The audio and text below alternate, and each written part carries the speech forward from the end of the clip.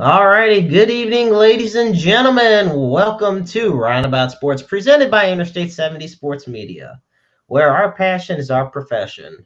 Thank you so much for tuning in, folks. It is Wednesday, March 27th, 2024. Pretty little chilly, but it's a very nice day out, and we are just one day away from opening day 2024, and I am absolutely excited. I'm the Maestro, Jeremy Carpin. Alongside me is Interstate 70 Sports Media contributor and lead contributor for Heavy.com, Ryan K. Boman. How are you, Ryan? I'm doing great. We're knocking on the door of opening day, my friend. And as a Cardinal fan, you got to be happy about that. I am extremely happy as a baseball fan and as a Cardinal fan, especially. Folks, be sure to check us out on Facebook, on X, the Interstate 70 Sports Media YouTube channel, and at interstate70sports.media. But yes, we are right on the cusp of the new baseball season.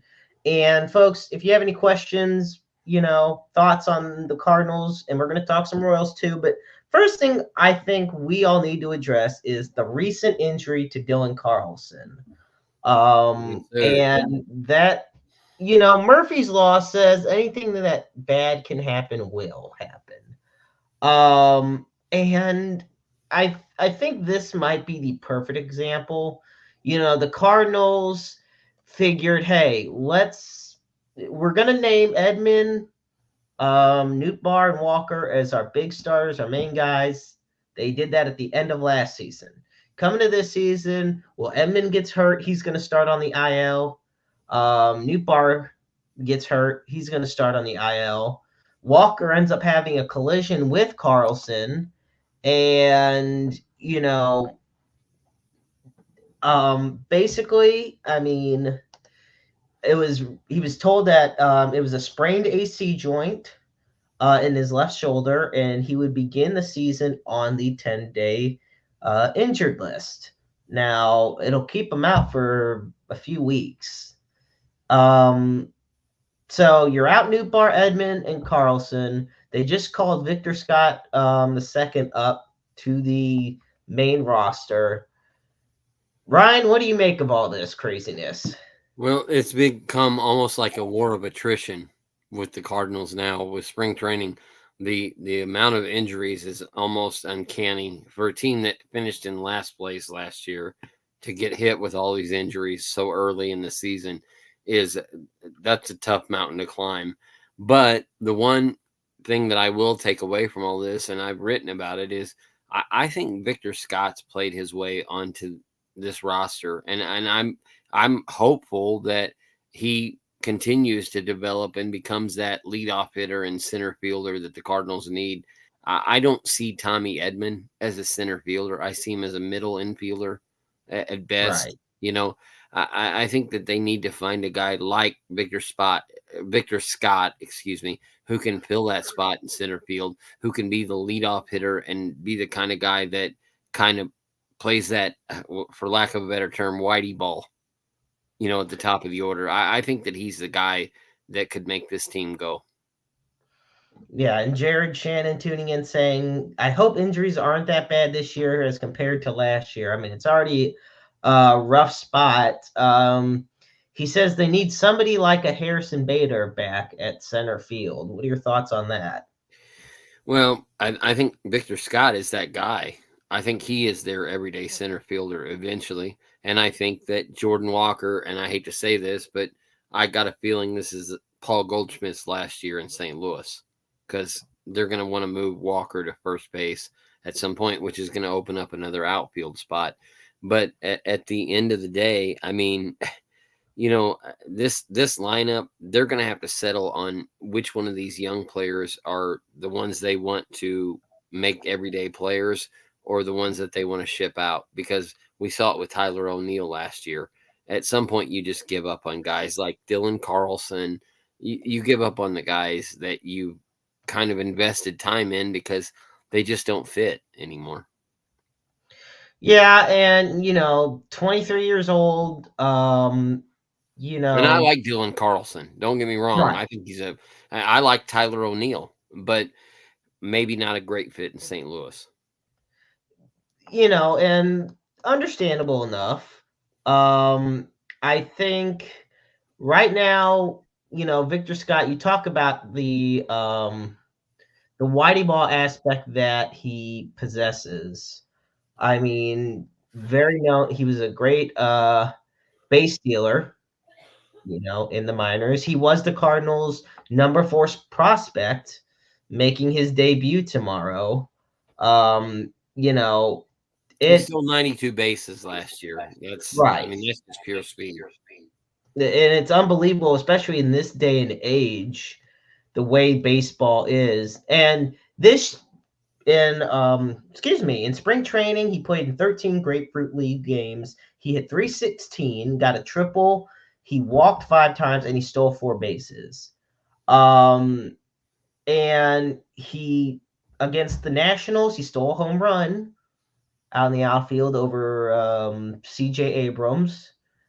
I mean, he's got a really good, like, all around baseball style. A The lot of raw upside there, potential there. yeah, the upside there is just The upside, absolutely. And tremendous. I think that's the big thing. That's why I don't think the Cardinals are really panicking about this. Yeah, losing Dylan Carlson for, for however long hurts, but it's not where they don't have depth that can fill that spot. I think, and they can only do so much given how many guys you've already lost to start the season. Well, let me throw this back at you, Jeremy. Does it seem like the Cardinals organization is very good at developing position players, but they're not very good at developing front end starters? Like, I mean, when's the last big kind of hammer you saw in Wainwright? Maybe. I mean, there aren't a lot of guys that have come up through the rotation over the years that have become that frontline start, that number one guy. And I think that's their biggest weakness this year is they have a whole lot of number three starters, but they don't have a number one. Yeah. And I think that brings me actually to my next topic when it comes to the Cardinals is the fact that right now, I mean, we talked about the outfielder injuries. Let's talk about the pitcher injuries. Sonny Gray suffered an injury. Kenyon Middleton suffered an injury. Now, yes, Sonny Gray's hamstring strain is a mild case, but he was supposed to pitch tomorrow. He was supposed to be the opening day guy. Miles Michaelis is now filling that spot. And the plan is for Lance Lynn to pitch the home opener next week. But, and Middleton, who is also, a crucial reliever for the Cardinals, pitching was the biggest issue last year. And it was the biggest need the Cardinals needed this year. So what happens? They go out and get your Sonny Gray, Lance Lynn, Kyle Gibson. I mean, okay, we all know where the criticism lies. It lies in the age of these pitchers. Right. When Steven Matz is your youngest pitcher in your rotation, And he's 34 and he's or 33. 34. Yeah, Well, something like he's 32, going on 33. that. Okay. He'll be 33 in May. Most But of the pitchers are around 35 in the exactly, the rotation. average age of the pitcher of a starting pitcher in the Cardinals rotation is about 35 years old. Okay, that is a big question mark, and a lot of people are. It's rightfully so. Um, you could say they brought Lynn back for some fan nostalgia, but it's also because they need guys to eat innings. The Cardinals have a very solid bullpen. They had a solid bullpen last year, I felt. The problem is pitchers couldn't go deep into games, so you had to throw the bullpen out in the fourth or fifth inning, Right. and You got they to get get to the worn down a lot bullpen. faster. You got to get to the bullpen innings for it to be effective. I mean, you have to get Exactly. there with a lead.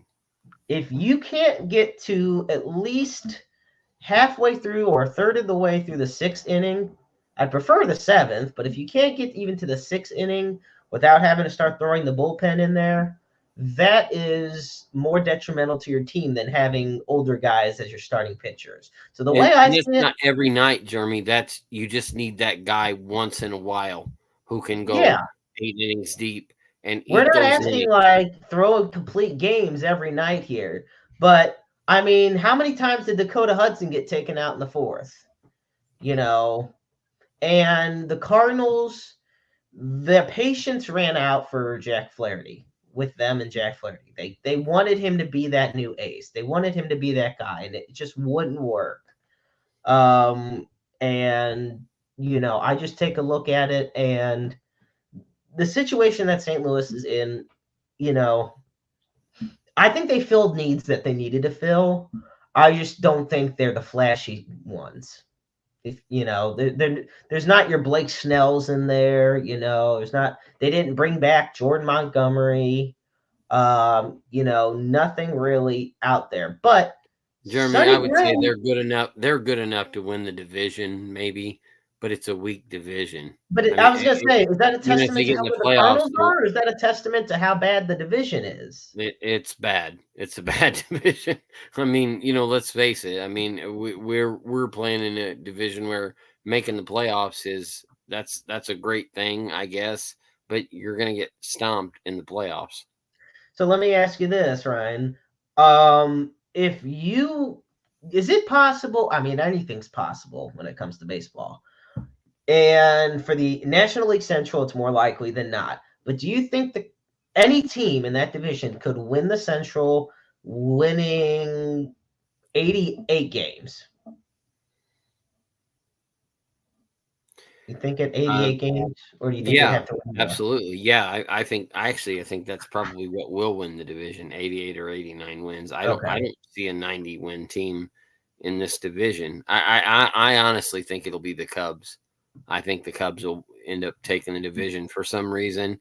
I think they just have enough pitching that they'll get through a 162 game schedule. But I'm going to throw this at you. Yeah. Since we're halfway through the show anyway, who do you think out of the Cardinals lineup is the breakout player this year? Because everybody's saying Jordan Walker, but I honestly think Lars Nootbaar could be the guy. I think it's Lars Nootbaar. No, I've definitely been.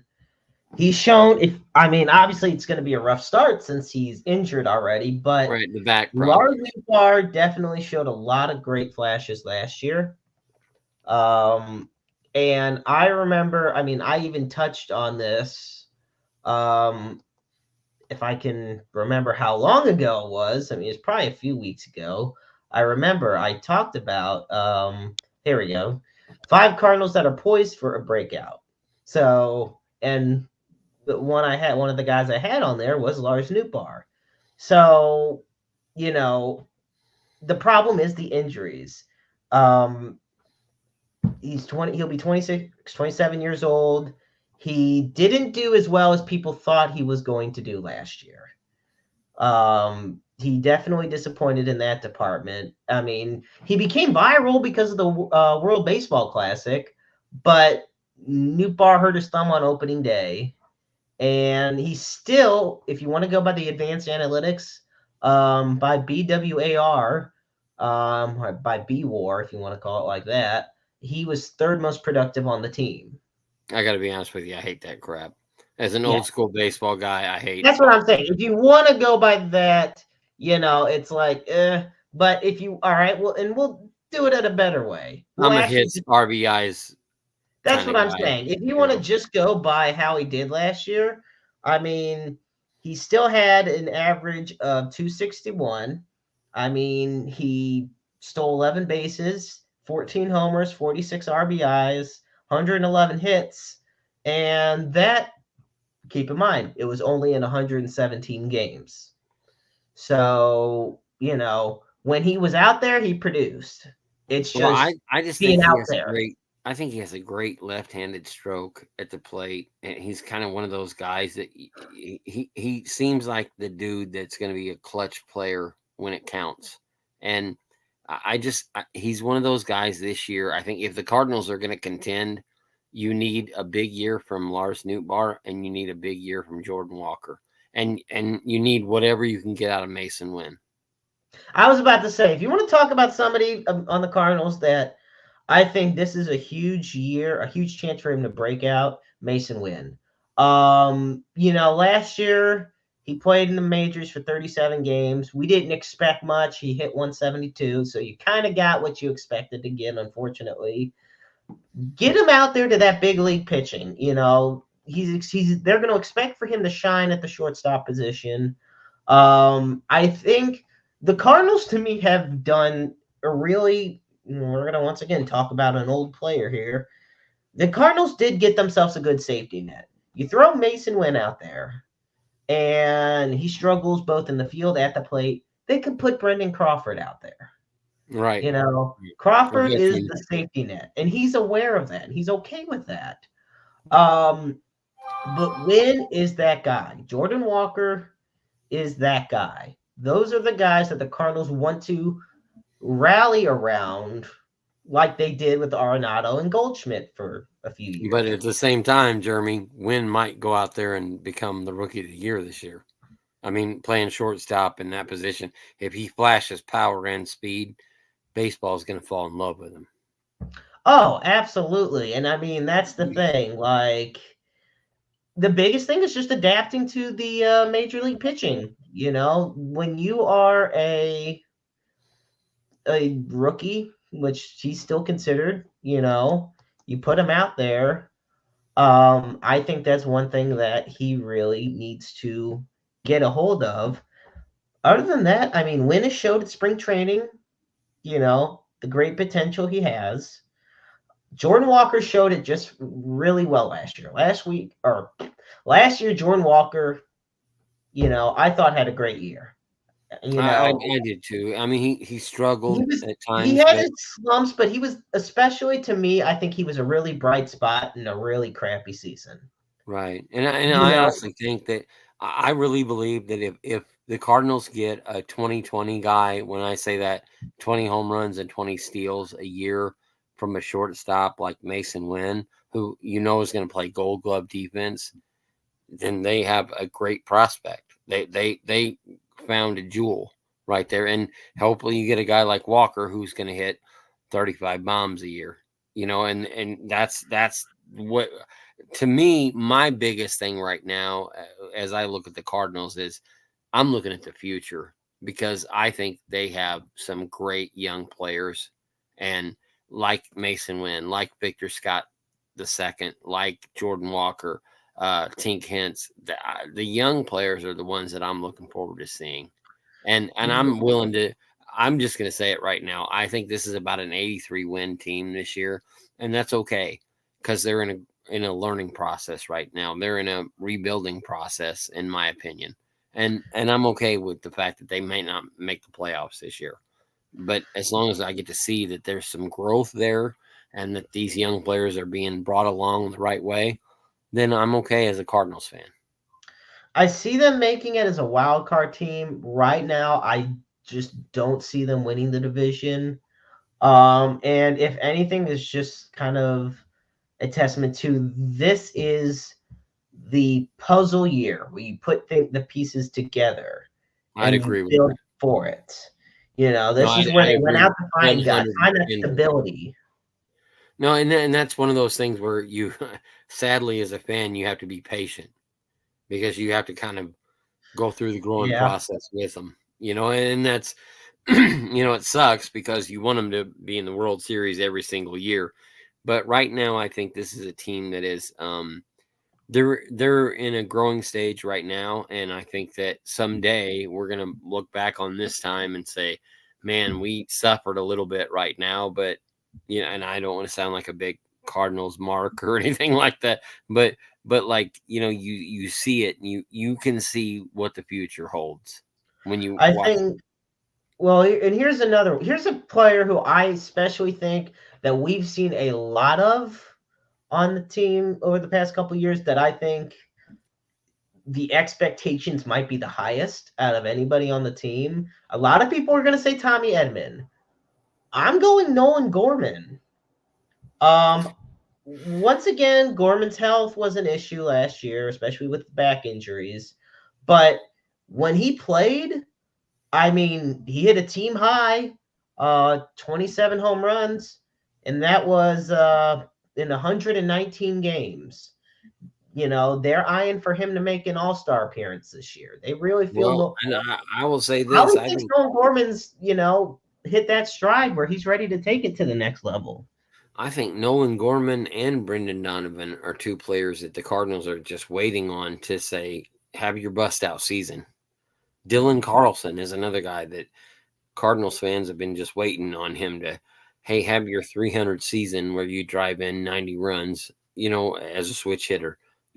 That's a guy that we thought was going to be a great player. Unfortunately, sadly, some of these guys haven't really blossomed the way that a lot of us thought they would. But I Yeah, agree with you. I think Nolan Gorman he's a legit MLB player. He's a legit hitter without a doubt. He just has to find a position. If it's a DH spot, then great. I think Brendan Donovan is a professional hitter. I think the Cardinals have a lot of guys who are good hitters who haven't really found a position yet. yeah, I can agree to that because in a weird way, and it's definitely weird to say when you're talking about a team that just lost 91 games. The Cardinals have a lot of players that can play multiple positions. A lot of teams have players that can just play one position, maybe two, but the Cardinals, I mean, we're talking about Tommy Edman, who played shortstop, but can also go into center field. You talk about Gorman and Brendan Donovan, guys, you can shuffle around the infield. You can put a DH. Mason Lynn, you can put a shortstop. I mean, Jordan Walker's versatile. Like, you got a bunch of guys to where And if how they many have of those guys have won a Gold Glove? And I mean, almost everybody on that Cardinals team, even yeah, Tyler O'Neill, who they just traded, he won a Gold Glove at one right. time. And Donovan was the first ever winner of the utility Gold Glove Award. Yeah, So I think for the Cardinals, it was pitching. And this is the thing. I say the same thing about the Royals on the other side of the state. Pitching killed Kansas City last year. It's been an issue for many years. And interestingly enough, even though it's not a serious injury, I know former Cardinal pitcher Michael Waka actually suffered an injured finger in his final spring training start. He got hit on his pitching hand. And the thing of it is, it was an inter squad game, so it was actually Salvador Perez who hit him on the finger. But Those Royals got one player that I love watching. Bobby Witt Love Jr. Bobby Witt Jr. Man, oh Bobby man, Witt Jr. is the already him. He's already basically the face of that franchise. We love Salvi, but let's face it, Bobby Witt Jr. is that guy, he and is he locked he's the into the dude. massive contracts. You know, um, and look, last year I forget what it was, but last year, I mean, he's already hit 50 home runs in his career, and he's only 23 years old. And he can do it I know all. last year he He had, can hit for average. He can hit for power. He can steal bases. you know He's what it everything. was? It was the 30-50 season. Okay, I remember because he had 30 home runs, but he had 49 stolen bases. He was one shy of the 30-50 season. And it might have been the first in Royals history if he accomplished that feat. Um, but Only I other look, person I could think of is maybe Bo Jackson. yeah, if not Bo Maybe Jackson, maybe Frank White. Like I'm trying to think of if Bo or Frank completed that, I but don't think Bo ever hit 30 home runs. yeah. Um, but I look at the pitching was for both of these Missouri sports team or baseball teams. Pitching was the biggest issue. And even if it wasn't pretty, they did address it in some way. I much rather would have the Cardinals. I'm going to throw this at you, Ryan, actually. Would you have the Cardinals rather them just stick with whatever guys they had that could start? So you'd have your Miles Michaelis, you'd have Steven Matz, you'd probably throw Libator in there, get a couple others in there, and just roll with that. Or would you rather flesh out the starting rotation like they did, even if it's not, the youngest group? It's the oldest average age rotation in baseball. I mean, honestly, I hate to say this, but I'd rather just give the kids a chance. I Okay. mean, I don't think it's going to be any worse than 500 either way. I mean, and I love Lance Lynn, I love Sonny Gray, and those guys. I mean, they're all good pitchers. I'm not, you know, casting aspersions on them, but why wouldn't you give your young guys a shot? Because they have to know they're not going to win the World Series this year. So just flesh when you said flesh out the rotation, I'd rather flesh it out with young guys. Okay. You know, I can see that, but I also know how the Cardinals. I also think John Mozeliak is in a position because he's already announced he's going to be stepping down in a few years. So in a way, he's kind of set his own timetable, where he's going to just develop who he can while he still can. You know, not rush anybody out there. And if he does, maybe at least just at the plate, not on the mound. CBS Sports did their predictions for all the divisions in baseball. There's six writers, baseball writers on CBS Sports, and five of them predicted the Cubs would finish in first place in the 2024 season. They predict, or five of the six said the Cubs will win the division title. Kate Feldman was the only one that predicted another team, and that being the Cardinals. Um, Three of the six have the Cardinals finishing second. One of the six has the Cardinals in third, and the other one has the Cardinals finishing in fourth in the Central. Now, I have to put an interesting spin on this. Three of them have the Pirates finishing last. The other three have the Brewers finishing last, which brings up my question to you, Ryan. Where does, in this cluster that we call the mid NL Central, where does the Brewers fit in all this? I think them and the Pirates will be fighting it out for last place. I honestly think, and I mean, I hate to say that about Milwaukee because it's a great franchise, and they did a great job over the years in becoming contenders. But right now, I think they're sort of in the same place the Cardinals are, where they're in a rebuilding state right now. You know, they're they are definitely contenders for the division, but they're not contenders to win a World Series. I mean, let's be honest, they're not a powerhouse team in Major League Baseball. No. I know that, losing Adrian Hauser, Carlos Santana, I think their biggest loss was Corbin Burns. I know they got, two young guys in Hall and or DA Hall and Joey Ortiz, but I mean Corbin Burns was an established ace of that team. It pains me So to say it, but I think these Cubbies might be the best team in the division this year. I I mean, kills me, but it's not exactly wrong. If somebody came up to me, I mean, I know you've already said it, but if somebody came up to me and said, yeah, on paper, the Cubs had the best team in baseball, or not in baseball, in the National League Central. I mean, right now, it's pretty good. You still got Ian Happ, you got Dansby Swanson, Justin Steele, Hector Norris. I mean, they got a pretty good. And one guy I think's really going to do well this year. We'll see how it goes. He's 32 now, but former Cardinal Patrick Wisdom.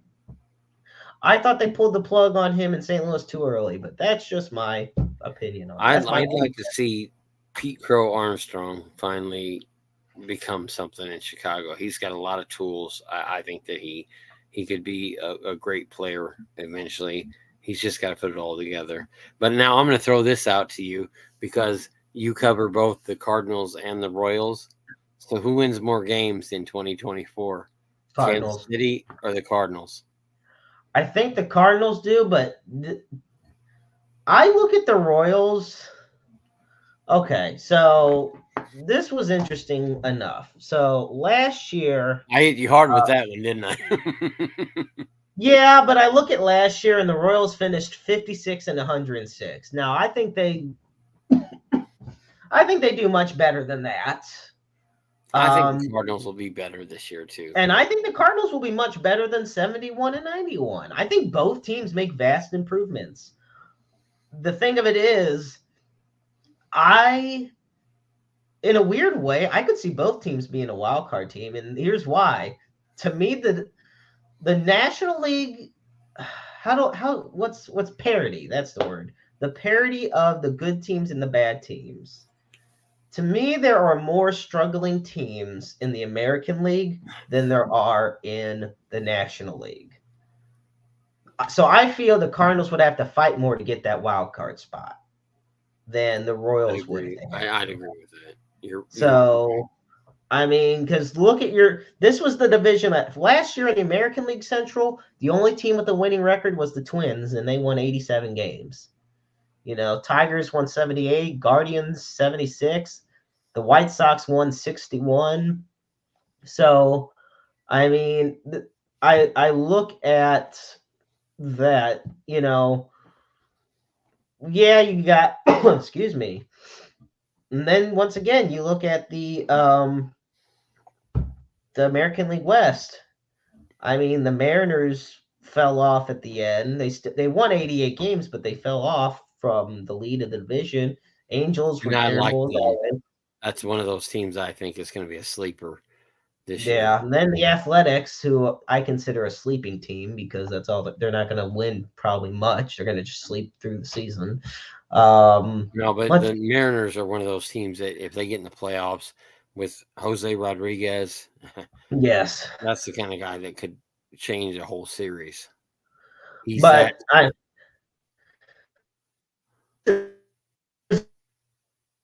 Hello? or more. Now it's the Rockies. There were three in the American League, and added with three more with 85 or more losses. So I definitely see the Royals.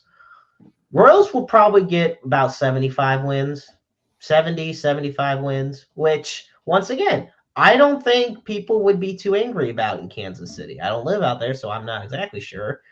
But, I went out there last year. Dad and I saw Zach Greinke pitch. The fans out there had a good time. It was a very good experience. So let me ask Um, you this: if you had to pick right now, who wins the World Series? Is it the Dodgers? mm, I mean, on paper, you would have to say the Dodgers, but this is the thing. It's the same old song and dance with the Dodgers.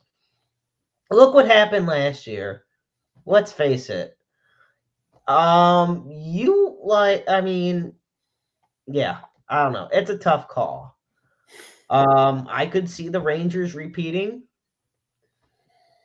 I do They've got a think, great lineup. They have an awesome lineup. yeah. I will say another team to watch out for, even though they lost Swanson, watch out for the Braves. Atlanta has always been that strong, consistent team. They just struggle with finishing it out when it comes to the postseason. Yeah, But they I, unfortunately they seem to choke in yeah. October. But look at the Dodgers. So have they. And the thing of it is, they're the $1 billion+ payroll.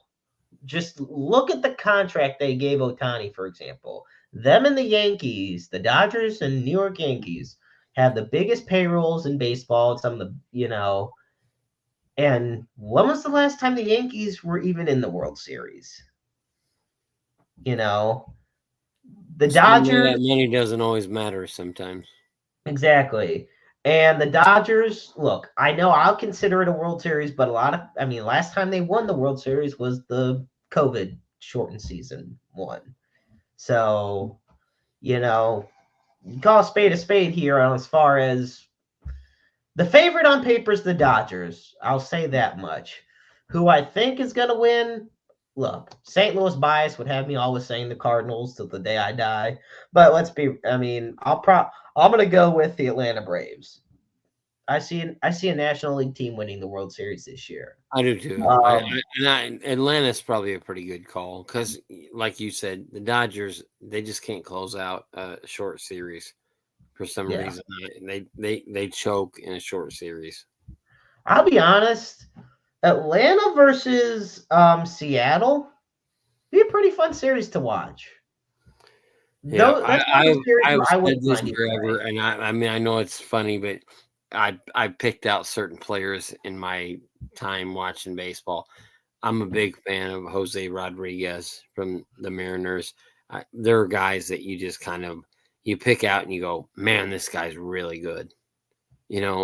Bonds was like that. There are certain people you just see that they're Pujols, same way. Where you just kind of pick out and you realize this guy is so good that he transcends the game. And I think Jose Rodriguez is one of those players. And sadly, he'll end up being a Yankee someday. Well, I I was mean, gonna say because last October, Jose Rodriguez, the pitcher, went. We had a Jose Rodriguez, the pitcher, who was on the Mariners last year, but he's a free agent. Jose Rodriguez, excuse me, we have the Jose Rodriguez who is kind of an upcoming rookie, is the one that's on the White Sox. oh, I'm I'm sorry. Who am I? Is it Julio Rodriguez? I think you're thinking of Julio Rodriguez, the Julio center Rodriguez. fielder. Yeah, Julio Yes. Rodriguez is the one that's on the Mariners, and yeah, Yeah, he's he's number already 44. Yeah, 23 years he's old. I mean, two-time All-Star, rookie of the Rookie of the year. Year, Yeah. Silver Slugger winner twice. I mean, yeah, You don't know why I Julio said Rodriguez. Jose. I said Jose. I was No, confused. It's it's okay. Julio Rodriguez. This is why I think he might actually. To me, Julio Rodriguez could be MVP next year for the American League. He finished fourth this year. Julio Rodriguez would look really good in a Cardinal uniform. Yeah, if they'd be ever willing to pay the price. Because this is the thing. If there's one thing I agree with you on, I think in 2 years, Paul Goldschmidt's out. And Well, not on any bad terms, but I just think he's out. I think he's done at the end of the year. I believe this is his walk year. I think. Well, I can see them maybe, or I should say 3 years, because this was my prediction a while back. I said his contract was going to expire, but they would re sign him for a 2 year deal, give it 2 more years, guys that they really want to mentor, learn from a guy, as great as, the former MVP. Well, yeah. I mean, And he was, then Goldschmidt can retire. He'd be, I believe, 38, 39 at that point. I and don't then see Jordan anything wrong Walker with could take over at first base. I could see Exactly. that happening. I think that's man. I feel like an idiot for saying Jose Rodriguez. I meant Julio Rodriguez. uh, I'm even Hispanic, and I messed that up. That's how bad it is. Now, come on.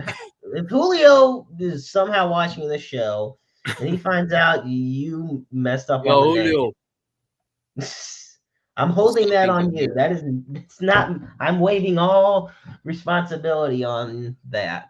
What's up, mi amigo? Um, Now, here's a question I want to throw at you. And folks, thank you so much for tuning in. If you're just joining us, I'm the Maestro Jeremy Carp alongside Ryan K. Boman from Heavy.com.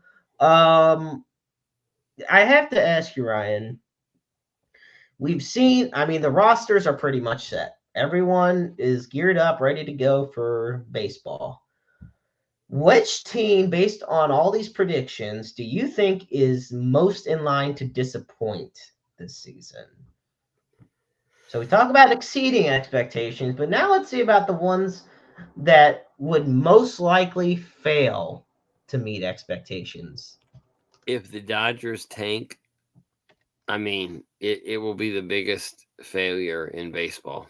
I mean, they signed Otani, they signed the other kid from Japan. If they end up failing, if they don't win the division, they have set themselves up to be the biggest failure in baseball. I mean, let's be honest, dude. That's a team that should win 100 games easily. If Yeah. they lose 80 games this year, they're a failure.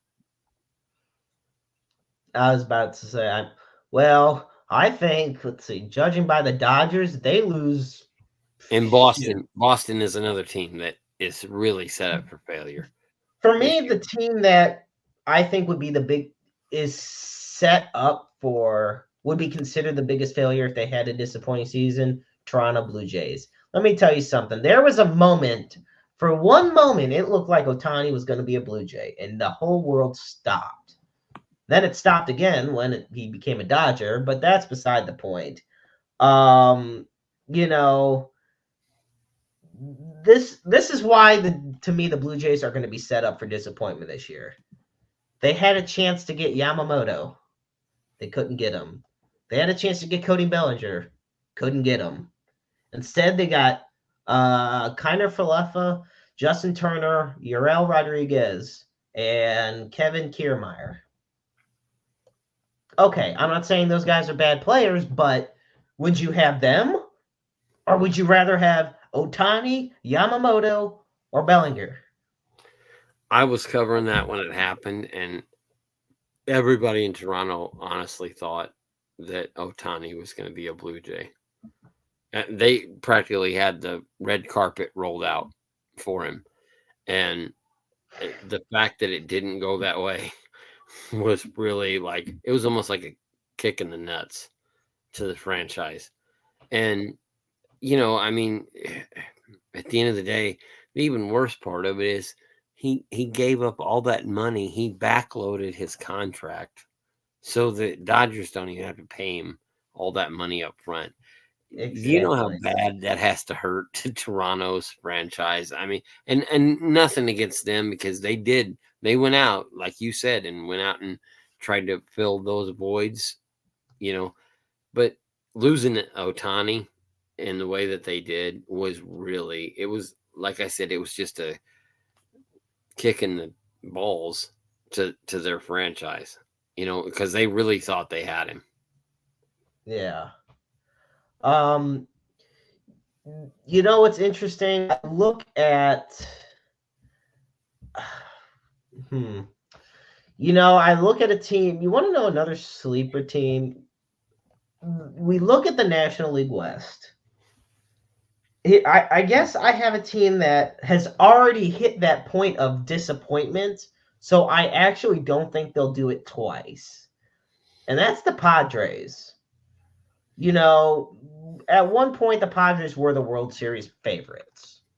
Yep. They dumped And a lot of money into they free agent. invested exactly. They invested a lot of money in their team.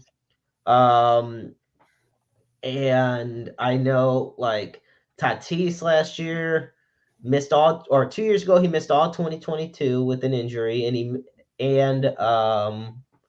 had the 80 game suspension as well. But once again, they were 82 and 80 that season. They finished behind the World Series runner up, the Diamondbacks. Um, and you look at the year before, they were 89 73. Once again, they were the yeah, it's just crazy to me. But I feel like, okay, you didn't meet the expectations in the first go around. Second one, it went worse. Third time has to be the charm for the Padres. Especially if the Dodgers do end up, even if it's not a collapse, just like fail to meet expectations. But the funny thing about that is there's one team out there that for some reason just comes up and, for no pun intended, snake bites people. The Diamondbacks are one of those teams that just kind of sneaks in once in a while, makes the playoffs, and they'll get a team. And I think they're the type of team with their pitching and with what they have that in a short series could beat the Dodgers. Well, it's funny you say that because right now they're actually tied with the Dodgers in the regular season. So because yesterday they lost, or I'm sorry, not yesterday, because I know they played in March 20th. They lost 5-2, And then on the 21st, they won 15-11. So Dodgers and Padres are, interestingly enough, already 1-1 to start the season. Well, the Diamondbacks are not a glamour team. Don't get me wrong when I say that, but despite the fact that their lineup might not have superstars in it, they find ways to win, and they have the pitching to win. So it's a team that is going to be dangerous this year in 2024. I mean, uh, if you look up late in the season and you see the Dodgers have 80 wins, don't be surprised. And don't be surprised that the Diamondbacks have 80 wins right there with them.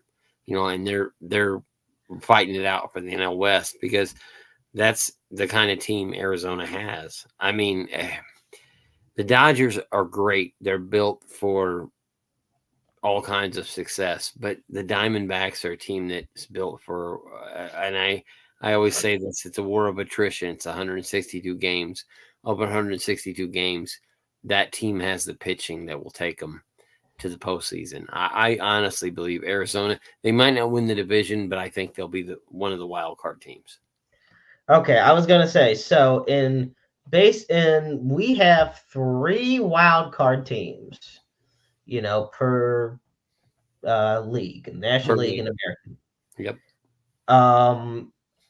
I have to ask, who are your projected 3 wild card teams? I would say definitely Arizona. One of the teams from the Central, I'm not sure who it'll be. And then either Washington or Atlanta in the East. For some reason, Washington's one of those teams. I know they've kind of faded out the last few years, but they're just one of those teams that seems like they always reload and come back. I have a feeling that they'll be all right in 2024.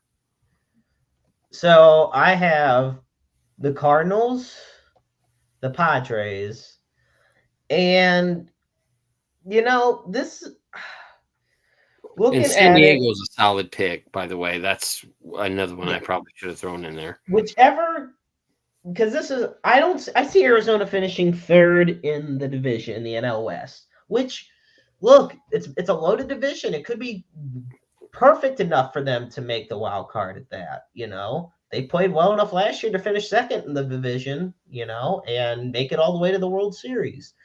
So I say I got the Padres, the Cardinals. I do think the Cardinals will do just enough. And then, honestly, I'm hovering around probably the New York Mets. Well, I was going to ask you, who do you think is going to come out of the East? Because that's kind of a crapshoot. I look at the National League East. I don't see Washington or I don't see Miami. I don't see No, Miami's not. Miami's not going to sniff it. Washington, not really.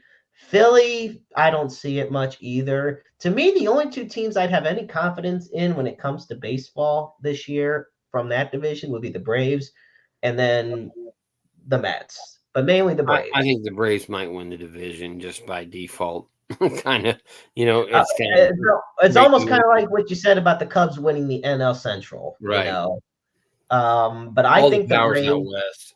I mean, that's where the NL champion's going to come from out west. It's going to be San Diego or LA or Arizona, somebody like that. That's it has so much talent that they're just going to persevere over everybody else.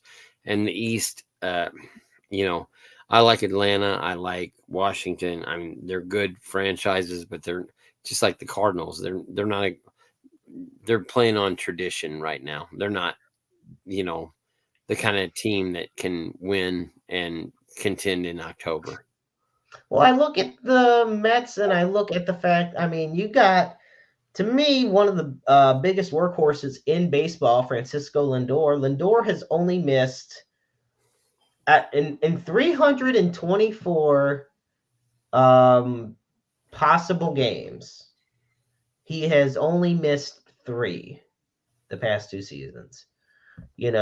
And put him at short. You got Jeff McNeil at second. Obviously, in his last season, um, this is the last season for team control contract wise. Pete Alonso at first. Um, Starling Marte, Harrison Bader, Tyrone Taylor, all in the outfield. Quintana, another former Cardinal, Sean Manaea, Adrian Hauser. I mean, the Mets to me have a solid team, and I think they'll be good enough to make it to the wild card. And if Atlanta doesn't meet the expectations, or who knows, and in baseball, anything's possible. Mets could just upset the Braves and win the division, but I don't see it being any of the other three teams. And let me just say to Pete Alonso, as a guy who has kicked my butt in MLB The Show for the last few years, I can't stand you. I mean, I swear to God, he hits a home run off me every single time, and I'm really tired of it at this point. What to you? All right, I want to ask this as we kind of start to wrap things up here this week. As we head into opening day, as we head into the beginning of this season, would you consider a successful season with the Cardinals team that is in front of us? A wild card berth. I don't think they can win the division, but if they could somehow win 88 games and get a wild card berth, that's a success to me. Okay, I share that sentiment. I think a wild card berth is definitely very doable. I think the lineup is going to do much better. I think the average is going to go I do up, too. and I think especially base running is going to come through clutch. When you got a lot of guys who've stolen a lot of bases, who are smart on the base paths, there's a little bit more of an urgency, and I do see a lot of great potential on this team. I think I look at it like a developing lineup and a steady rotation. If these guys can just stay healthy, get their innings in, and let the bullpen do the rest, Cardinals can make a lot of noise. I think It's we're gonna not have a as lot of bleak as it fun. seems. I think we're gonna have a lot of fun watching these young players develop this year. I think that's my message to Cardinal Nation, I guess, for lack of a better term, is watch these young guys develop. Watch Jordan Walker hit 25 home runs this year. Watch Mason Wynn become the next Ozzie Smith. This might not be a year that we win a lot of ball games, but it's a year that, and I say we, that's such a dumb term to use, but I mean, it might not be a year that the Cardinals win a lot of ball games, but at least watching them, I think it's going to be fun. I think it's going to be a fun year watching the young guys develop and become the players that we know they're going to be. Last question before we wrap it up. What are your thoughts on the Cardinals, mainly John Mozeliak, of course, extending Ollie's contract 2 more years? Um, I'm gonna get in trouble. Say I'm not a it's big fine. fan. I'm not a big fan of that. I think that he should have earned a contract extension this year based on what happened last year, and that he hasn't proven that he can win with anybody else's players. He won with Mike Shield's players, and I would really like to see him actually win.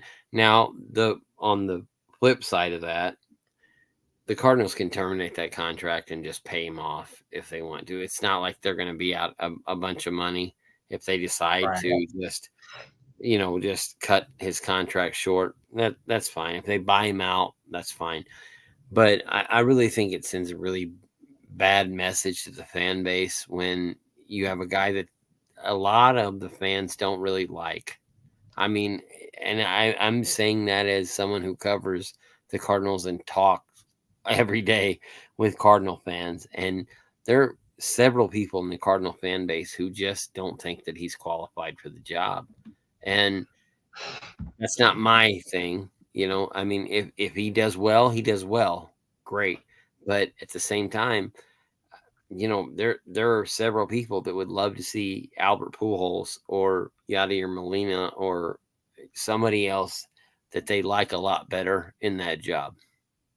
And so he's got kind of the sword of Damocles, waving over his head all the time. And is that fair? Maybe not, but that's part of being the Cardinals manager.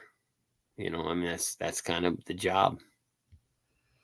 Yeah, and this is interesting. So right now, Schilt has a 559, excluding this year. So basically, just taking his 4 years as Cardinals manager, or 3.5 years, however you want to gauge it. 2016 through 2021, or I'm sorry, 2018. Um, his 559 winning percentage. He's the sixth winningest manager since 47 among managers who managed at least 450 games. We all know about the 2021 historic 17-game winning streak the Cardinals had. We know he won the Manager of the Year in his first full season in 2019. In 2018, the defense for the Cardinals was ranked 29th in baseball. Or in 2018, I'm sorry. In 2019, Schilt's first full year, they were first, and they had in 2021 an MLB record 5 Gold Glove winners.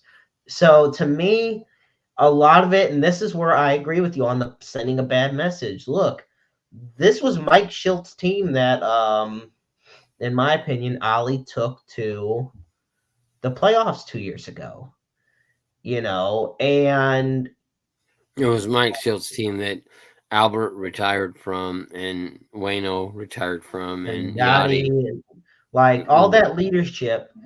And to me, Ollie is, at least from the outside looking in,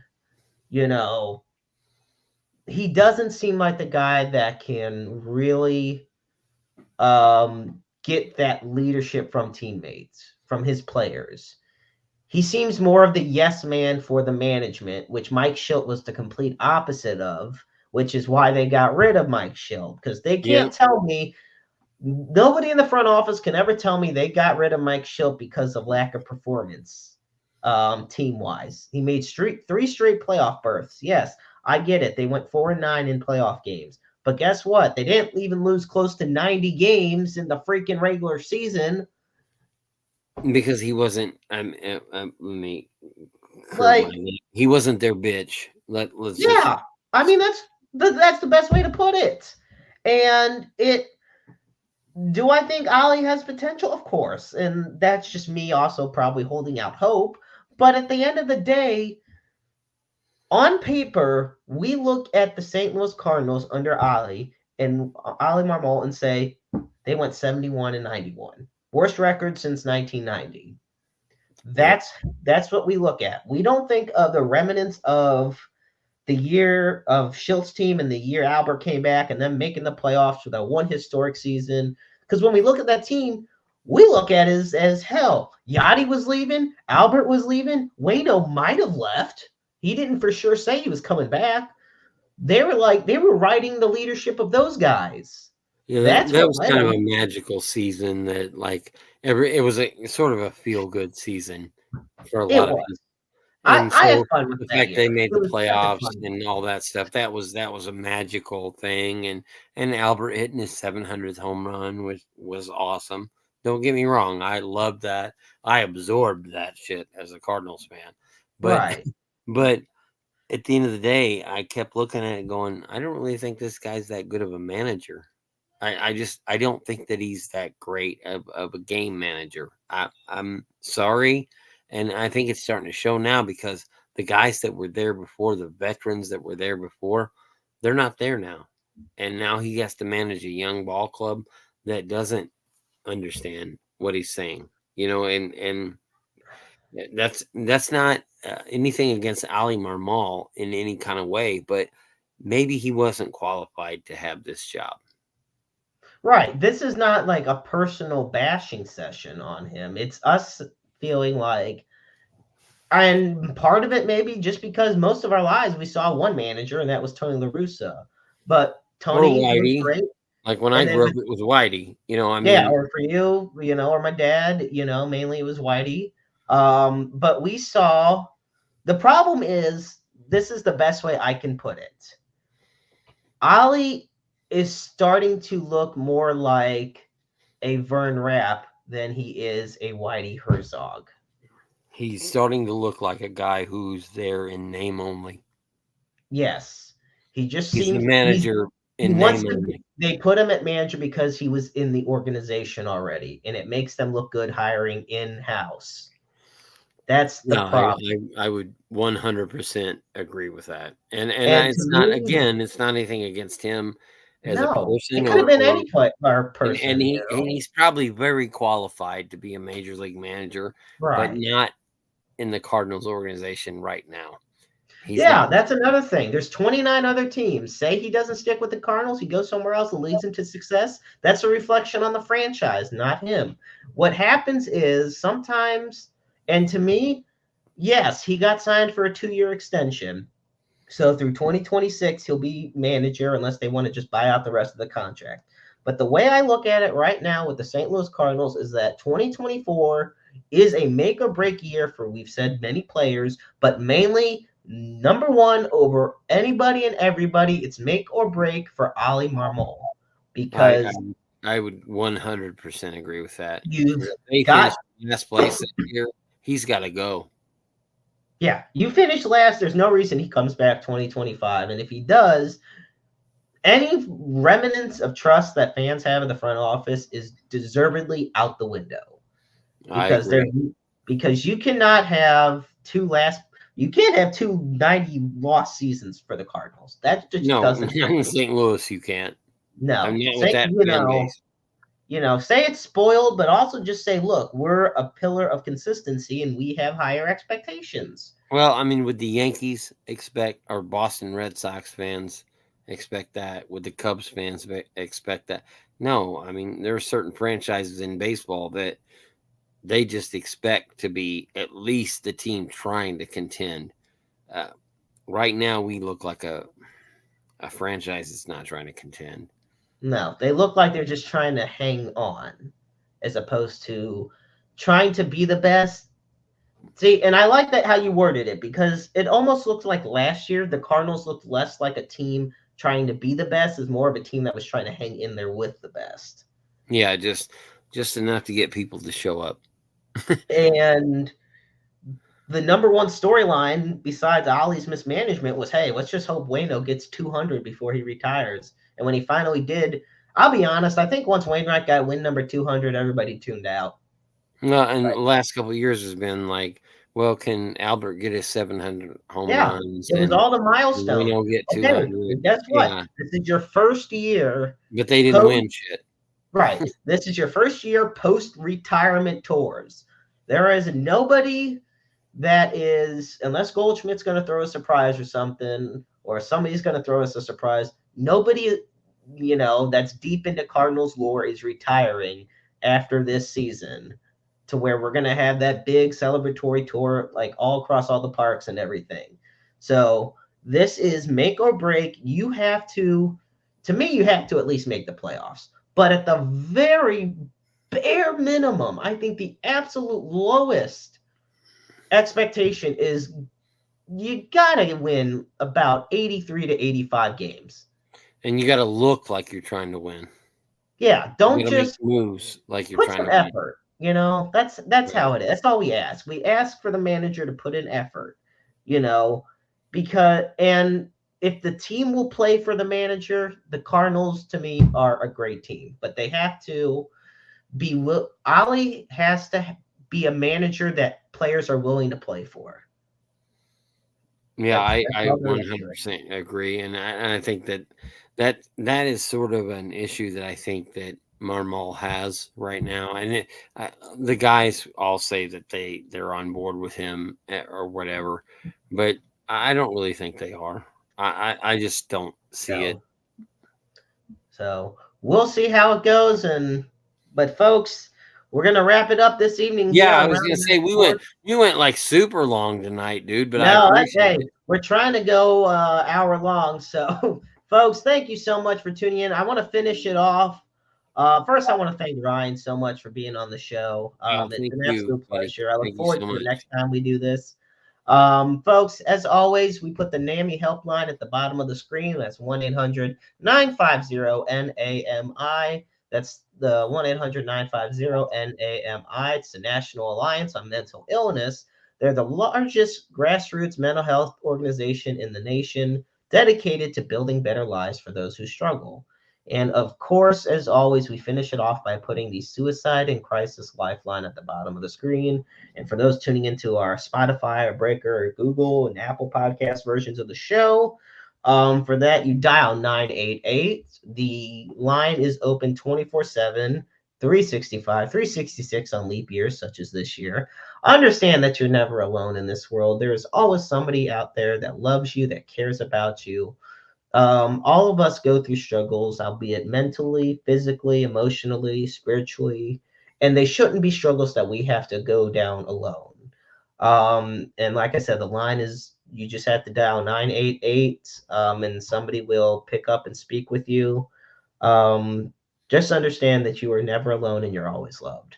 I once again want to thank Ryan for joining us this evening, and we look forward to seeing you guys next week. You can find his work on heavy.com, all the Jeremy, baseball. I just want to tell you I'm very honored to be on with you tonight. Thank you so Well, much for having me on. it's my pleasure, my friend. Folks, he's Ryan Boman. I'm the Maestro Jeremy Carp, and remember, life is a book full of empty pages just waiting to be written in. Make your lives worth reading.